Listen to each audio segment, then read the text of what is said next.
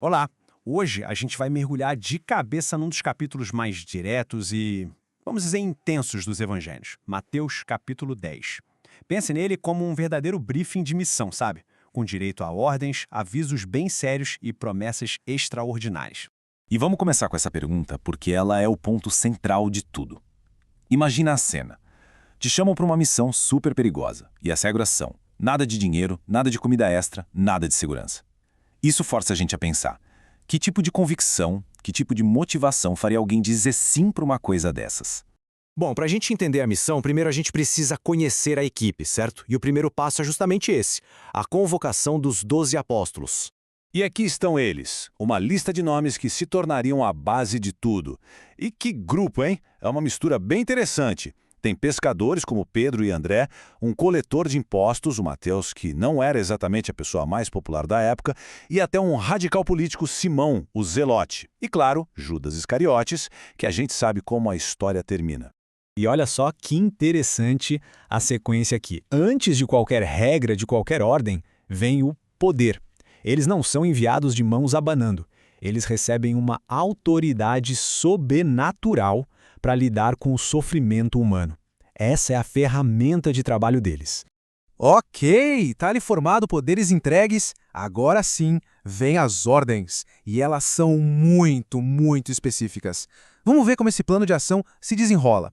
O plano é dividido em 4 partes bem claras. Primeiro, o foco. O alvo inicial são as ovelhas perdidas de Israel. Segundo, a mensagem. É urgente, é direta. O reino dos céus está próximo. Terceiro, a ação. Curar, purificar, essas ações são a prova viva da mensagem. E por último, o princípio que guia tudo. Deem de graça. A generosidade tem que ser total, porque o poder que eles receberam também veio de graça.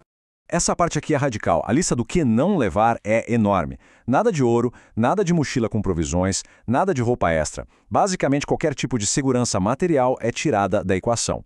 Em contraste, a única coisa que eles devem levar é a convicção de que merecem ser sustentados. A dependência da hospitalidade alheia é total. E tem até um protocolo de como agir em campo. Chegou na cidade? Encontre uma pessoa digna e fique na casa dela, sem ficar pulando de um lugar para o outro. A saudação é sempre a paz. E se não forem bem recebidos, o gesto é simbólico, mas muito forte. Sacudir o pó dos pés. É como dizer, a responsabilidade pela rejeição dessa mensagem agora é de vocês. E é exatamente aqui que o tom do briefing muda da água para o vinho. As instruções práticas dão lugar a uma série de avisos bem sombrios sobre o que eles podem esperar no futuro. Essa metáfora é poderosa e assustadora. Ela já define a dinâmica da situação, né? Eles estão numa posição de vulnerabilidade total, num ambiente completamente hostil, acabou qualquer ilusão de que seriam recebidos de braços abertos por todo mundo. Então a metáfora vira uma realidade brutal. A perseguição vai vir de todos os lados. Do sistema religioso, com açoites, do sistema político, sendo levados perante as autoridades, e o que talvez seja o mais doloroso, de dentro de casa, com traição familiar. O resultado final, um ódio generalizado.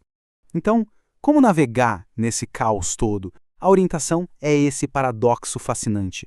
É preciso ter a prudência da serpente, ou seja, a sabedoria, a astúcia para entender os perigos do mundo, mas ao mesmo tempo manter a simplicidade da pomba, a pureza, a inocência no coração. É um equilíbrio muito delicado entre ser sábio e ser bom.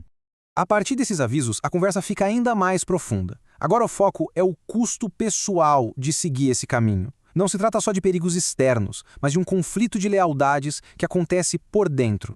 Essa, com certeza, é uma das frases mais chocantes. Como assim? A missão que anuncia o reino dos céus vai trazer divisão em vez de paz? Pois é.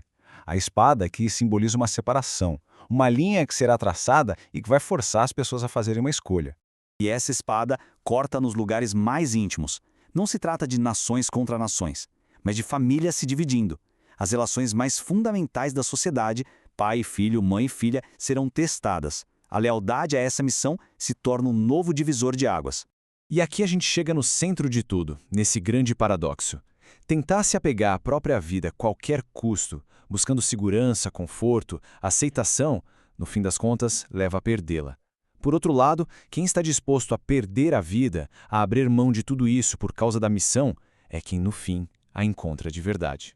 E a imagem final do custo é esta. Tomar a cruz, para quem ouvia isso na época, não era uma metáfora leve. Era a imagem da execução romana, um símbolo de sofrimento, vergonha e morte. A exigência é essa, uma disposição para ir até as últimas consequências. Mas o briefing não termina no sofrimento. Depois de detalhar todos os perigos e exigências, a conversa vira para a promessa e revela o valor imenso que existe por trás de cada gesto de acolhimento. Aqui é definido um princípio muito importante. Os 12 não são apenas 12 caras numa missão, eles são embaixadores. Rejeitar um deles é rejeitar quem os enviou. E o contrário também vale. Acolhê-los é acolher o próprio Jesus e, por consequência, o Pai. A identidade deles está totalmente ligada.